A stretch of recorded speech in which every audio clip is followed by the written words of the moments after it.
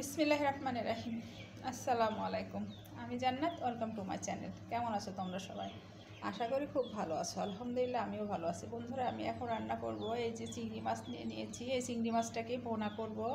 তার জন্য চিংড়ি মাছটা অনেক সুন্দর করে পরিষ্কার করে মাথা টাথা ফেলে দিয়ে পরিষ্কার করে ধুয়ে নিয়েছি। আর এখানে একটা টমেটো কুচি করেছি, একটা পেঁয়াজ কুচি, একটা রসুন কুচি আর কিছুটা আদা কুচি করে নিয়েছি। আর এখানে দুইটা বড় বড় পেঁয়াজ কেটে নিয়েছি। এখন আমি এগুলা ব্লেন্ডার করে নেব। রসুন দিয়ে দিলাম, আদা দিয়ে দিলাম, পেঁয়াজ কুচিটাও দিয়ে দিলাম আর তার সাথে টমেটোটা দিয়ে দিলাম, দিয়ে একসাথে এটা পেস্ট করে নেব। আর মশলাটা পেস্ট করে নেওয়া হয়ে গেছে। এখন আমি চুলাতে একটা প্যানও বসিয়ে দিয়েছি আর প্যানটা গরম হয়ে গেছে। আমি এখন পরিমাণ মতো সাদা তেলটা দিয়ে দিচ্ছি। তেলের পরিমাণটা অবশ্যই তোমরা একটু বেশি দেবে বন্ধুরা। তেলটা গরম হতে থাক, সেই পর্যায়ে আমি যে মশলাটা করে রেখেছিলাম তার ভিতরে 1 চামচ পরিমাণ লাল লঙ্কা দিয়ে দিলাম, 1 চামচ পরিমাণ হলুদ দিয়ে দিলাম,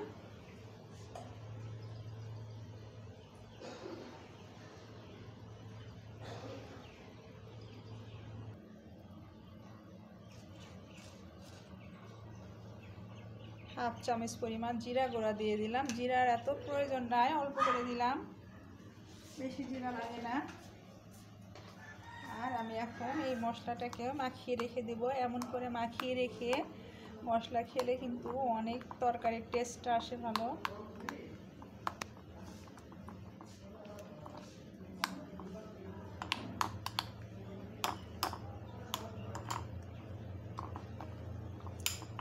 আমি এখন এটা 5 মিনিটের জন্য রেস্টে রেখে দেবো। তাহলে মশলাটার ভিতরে গ্রেভির ভিতরে ভালো করে শুকনো মশলাগুলোও মিশে যাবে খুব সুন্দর মতো, আর ফ্লেভারও ভালো পাওয়া যাবে। এখন আমি প্রথমত চুলাতে তেলটা গরম বসিয়ে দিয়েছিলাম। এখন কিছুটা শুকনো জিরা দিয়ে দিলাম,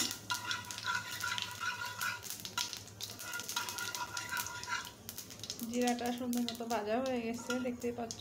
আর এখন এই যে বড় বড় দুইটা পেঁয়াজ কুচি করে রেখেছি, এখন এই দুইটা জাস্ট নরম করে নেব। নতুন পেঁয়াজ তো নরম হতে টাইম লাগবে না। আর বন্ধুরা, তোমরা কিন্তু অবশ্যই এভাবে মশলাটা এভাবে তৈরি করে রাখবে, তাহলে সেই মশলাটা খেতে কিন্তু খুব ভালো লাগে। সরাসরি মশলা দেওয়ার চাইতে সরাসরি দিলে একটা ফ্লেভার পাওয়া যায়, আর এমন করে মাখিয়ে রেখে মশলা দিলে সেই তরকারিটার ফ্লেভারটা অন্যরকম আসে। আমি এখন একটু পেঁয়াজটাকে শক্ত করার জন্য হাফ চামচ পরিমাণ লবণ দিয়ে দিচ্ছি, তাহলে খুব দ্রুত পেঁয়াজটা নরম হয়ে আসবে।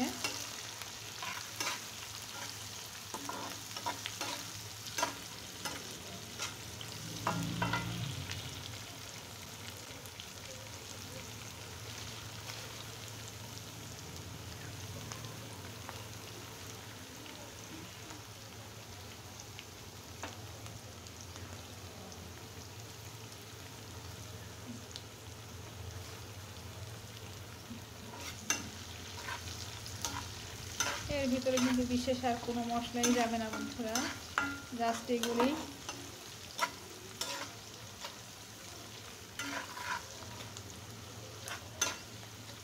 আমার পেঁয়াজটা নরম হয়ে এসছে।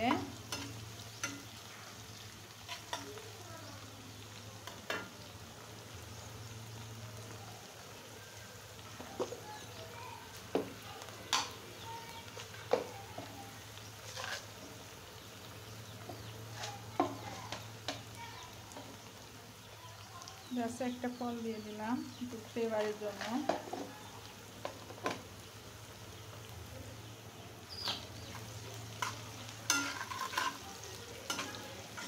বন্ধুরা, পেঁয়াজটা দেখতে পাচ্ছ সফট হয়ে গেছে। এখন আমি সেই কাঙ্ক্ষিত মশলাটাই দিয়ে দেব অ্যাড করে।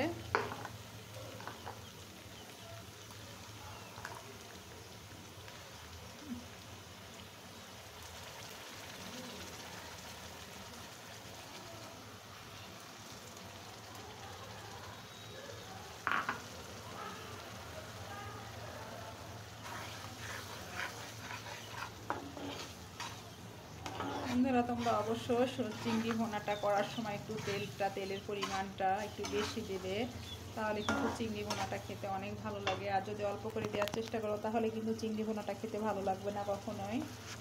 তাই হিসাব করে রান্নাটা করতে হবে। যদি মজা করে খেতে চাও অবশ্যই তেলের পরিমাণটা বেশি দিতে হবে, কম করে দিলে হবে না। আমি এখন মশলাটা খুব সুন্দর করে কষিয়ে নেব। আমি বাটির ভিতরে একটু পানি দিয়ে দিচ্ছি, বাটিটা ধুয়ে একটু পানি দিয়ে দেব। আমি তো হাত দিচ্ছি, আমার না হাত জ্বলাই।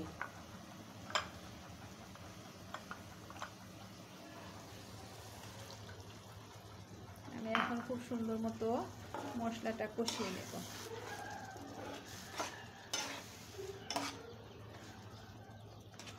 এই ফাঁকে আমি ধনিয়া পাতাটা নিয়ে আসি।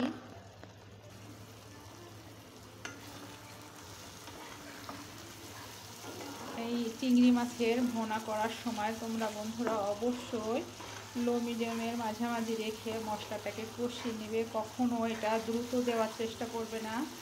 আর এই মশলাটা যতটা কষানো সুন্দর হবে, চিংড়ি মাছ ভুনাটা খেতেও কিন্তু মাশাআল্লাহ ততটাই মজাদার হবে। কারণ চিংড়ি মাছ তো আর অনেকক্ষণ ধরে রান্না করতে হয় না, অনেকক্ষণ ধরে রান্না করলে চিংড়ি মাছটা রাবার হয়ে যাবে। আর আমি কিন্তু চিংড়ি মাছটাকে আজকে ভাজি নাই, কারণ এগুলো ছোট চিংড়ি, এই জন্য চিংড়ি মাছটাকে ভাজি না, ভাজলে এটা রাবারের মতো হয়ে যাবে। এই জন্য আমি মশলাটা খুব দারুণ করে কষিয়ে তারপরে এর মধ্যে অ্যাড করে দেব। এই জন্য অবশ্যই সময় নিয়ে মশলাটাকে এভাবে কষিয়ে নিতে হবে।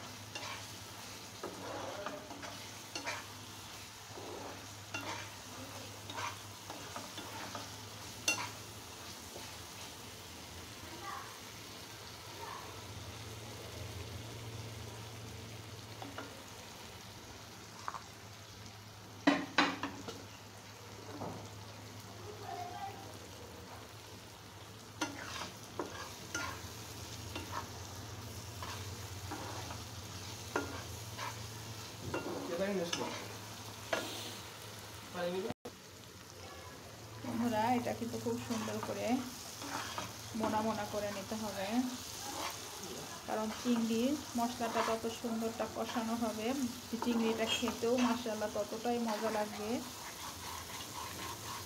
তাই আমি অবশ্যই চিংড়িটাকে খুব সুন্দর করে কষিয়ে নেব।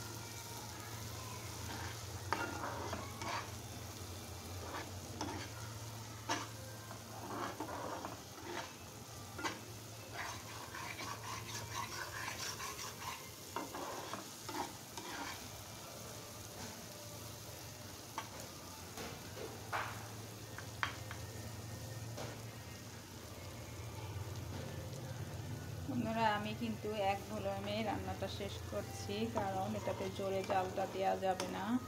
জোরে জাল দিলে খাবারের ভিতরে স্বাদটা আসবে না। অবশ্যই তোমরা মিডিয়াম টু লোর মাঝামাঝি দিয়ে রান্না করে নেবে।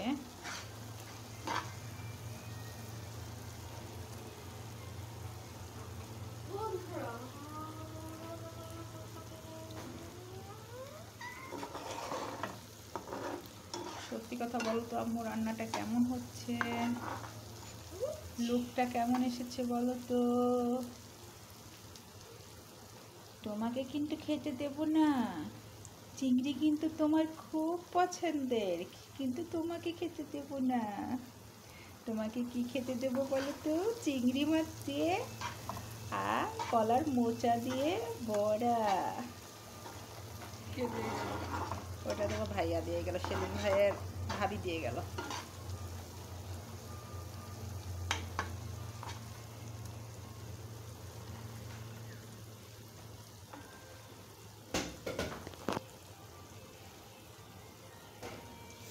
বন্ধুরা, আমরা রান্না করতে করতে পরিবারের সাথে কিন্তু একটু গল্পও করি, তোমরা আবার মাইন্ড করো না, কারণ মুখটা তো আর বন্ধ করে রাখা যায় না, গল্প তো করাই লাগবে। এই যে লেগে যাচ্ছে আর তেলটাও ছেড়ে দিয়েছে। এখন আমি এটার ভিতরে আর একটু পরিমাণ পানি অ্যাড করে দেব।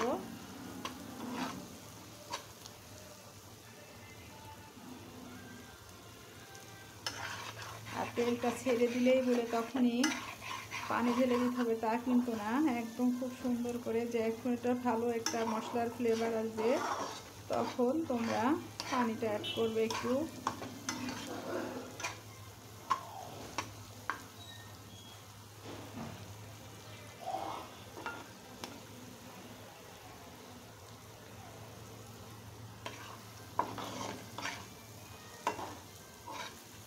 বন্ধুরা, তোমাদের কাছে অবশ্যই যদি কাঠবাদাম থাকে পেস্ট করে দেবে, কাজু বাদাম থাকলে পেস্ট করে দেবে, কিংবা চীনা বাদাম থাকলে দেবে, কিন্তু আমার কাছে এখন কোনোটাই নাই।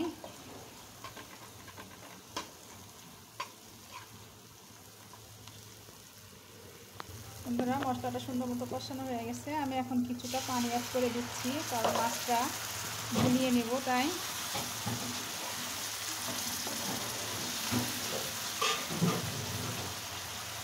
এই মশলাটার ভিতরে এখন আমি মাছগুলি সব দিয়ে দিচ্ছি। 1 কেজি মাছ।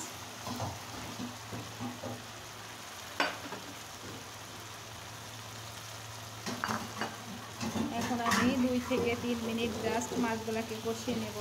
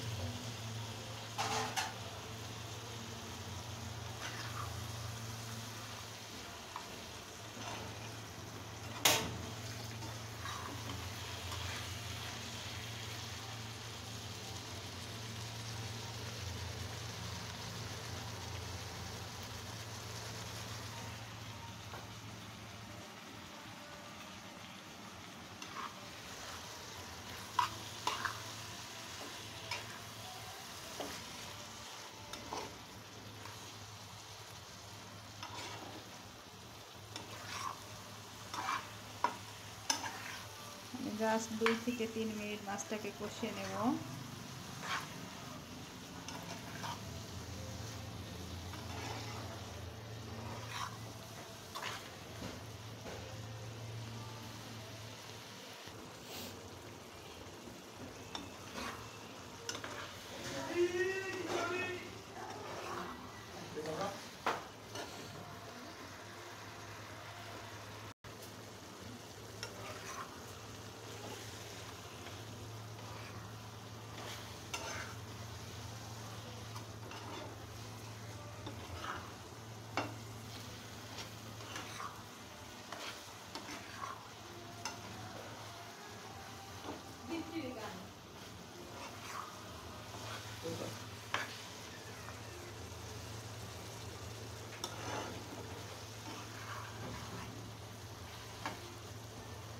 লবণ চেক করে দেখি।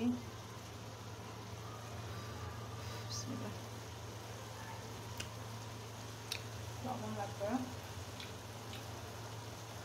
এত সুন্দর একটা ঘ্রাণ, মাশাআল্লাহ।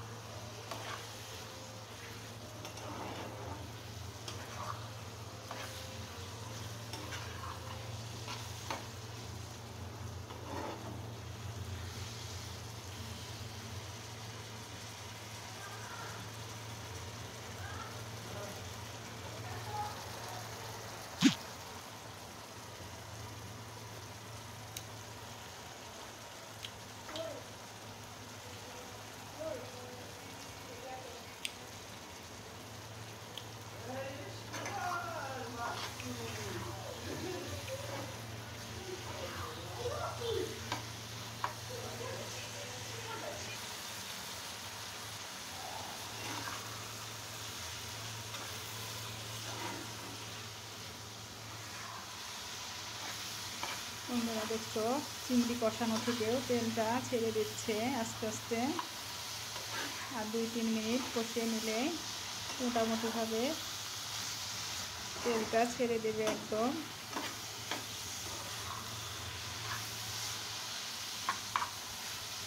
আমি 1 কেজি পরিমাণ হরিণী চিংড়ি নিয়ে নিয়েছি। আর সেই অনুযায়ী আমি ঝাল মশলা, রসুন, আদার পেস্টটা দিয়ে দিয়েছি, ঝালের গুঁড়াটা দিয়ে দিয়েছি। তোমরা তোমাদের পছন্দ অনুযায়ী ঝাল মশলা তেলটা দিয়ে দিবে। কারণ কারোর সাথে কারোর তেল মশলাটা একরকম হয় না। কেউ ঝাল বেশি খায়, কেউ ঝাল কম খায়, কেউ তেল কম খায়, কেউ তেল বেশি খায়। এই জন্য এটা নিজেদের স্বাদ মতো রান্না করতে হবে। যতই আমরা যে জিনিসেরই পরিমাপ বলে দিই না কেন, কোনো লাভ নাই। তুমি তোমার পরিমাণ মতোই খাবে আর আমি আমার পরিমাণ মতোই খাবো। কারণ তুমি তোমার বাসার পরিস্থিতি জানো আর আমি আমার বাসার। তাই সবাই সবার স্বাদ মতো রান্না করে নেবে।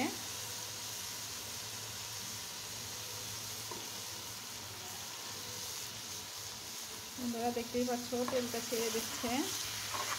আর এই তেলটা ছেড়ে দিলেই কিন্তু খাবারের স্বাদটা মাশাআল্লাহ অনেক অনেক গুণ বেড়ে যায়। আর খুব সুন্দর একটা ফ্লেভারও ছেড়েছে মাশাআল্লাহ। এই পর্যায়ে আমি কয়টা কাঁচা লঙ্কা দিয়ে দিচ্ছি। চিড়েও নিই, একটু কাটিয়েও নিই, জাস্ট একটু ফ্লেভারের জন্য, দেখার সৌন্দর্যের জন্য। আমি এখন এটার ভিতরে পানিটা অ্যাড করে দেব।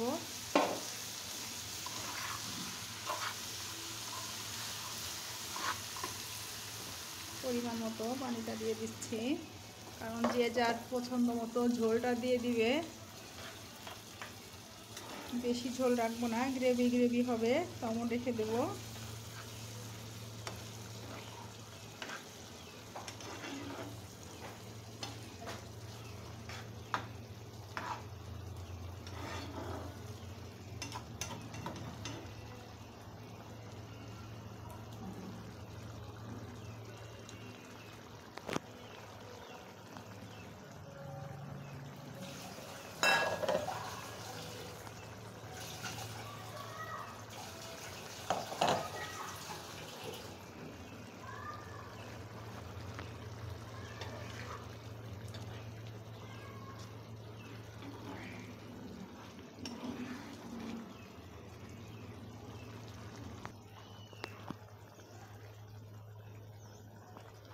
আমি এখন চুলার আঁচটা বাড়িয়ে দিলাম, ফুল করে দিলাম, দিয়ে 2-3 মিনিট রান্না করে এটাকে নামিয়ে নেব, সার্ভ করে নেব।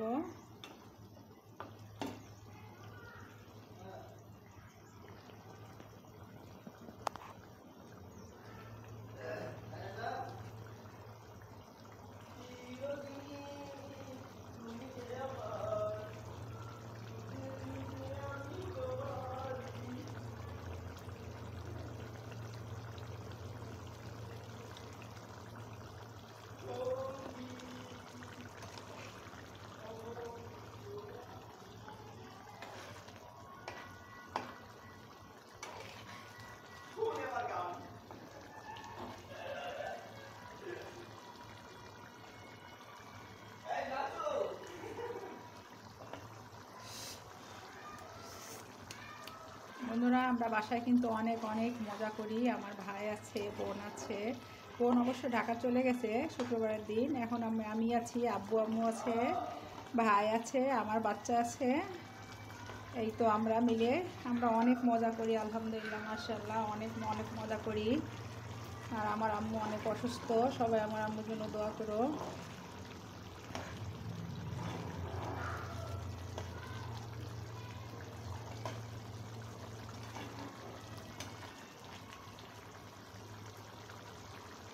এক প্রকারে আলহামদুলিল্লাহ আমরা অনেক অনেক মানসিক দিক থেকে একটু কষ্ট থাকলেও আম্মু অসুস্থ, তাছাড়া আমরা আলহামদুলিল্লাহ আমরা অনেক সুখী, শান্তিতে বসবাস করি। আমরা সবসময়ের জন্য মজাই করি, অল টাইম মজাতেই থাকি আমরা। সবই আল্লাহ পাকের দয়া, আল্লাহ পাকের ইচ্ছা।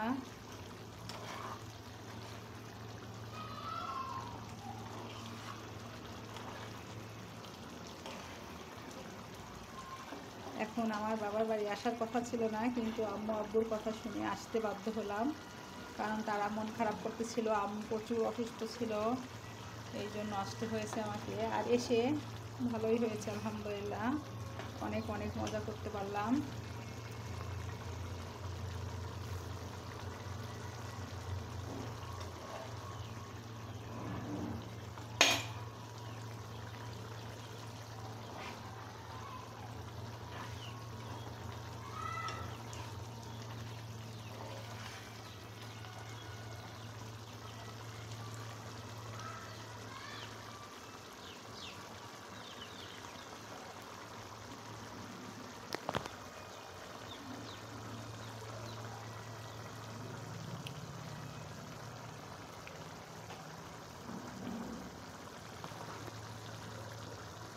বন্ধুরা, দু একটা ধনিয়া পাতা অ্যাড করে দিচ্ছি।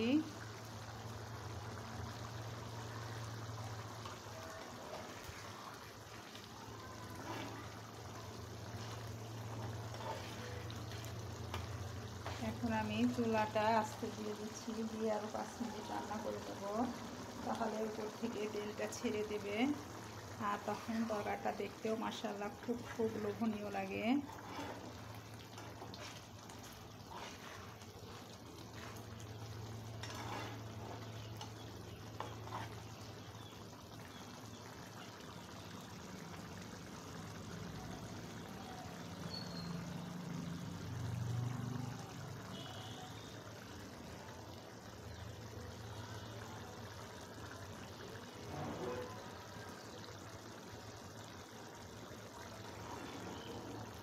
দেখছো বন্ধুরা, চুলার আঁচটা আস্তে দেওয়ার কারণে কি সুন্দর কালারটা আসছে মাশাআল্লাহ। আর তেলটাও উপরে ভেসে আসছে, আর তরকারিটা দেখতেও কতটা লোভনীয় লাগছে দেখো। তোমরাও অবশ্যই আমার মতো করে এভাবে রান্না করার চেষ্টা করবে, তাহলে তোমাদেরও খাবারটা কিন্তু অনেক অনেক স্বাদ আসবে মাশাআল্লাহ।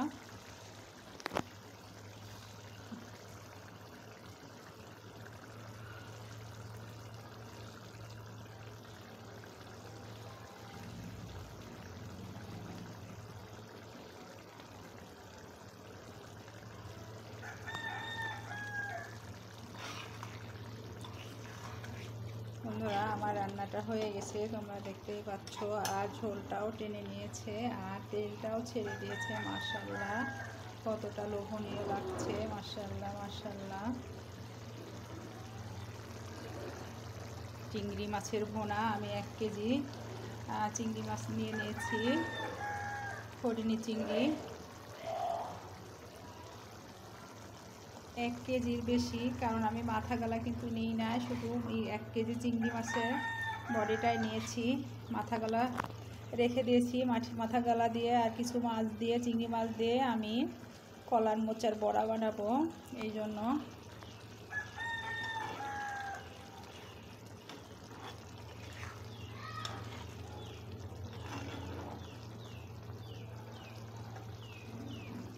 দেখো বন্ধুরা, মাশাআল্লাহ কতটা লোভনীয় লাগছে দেখতে।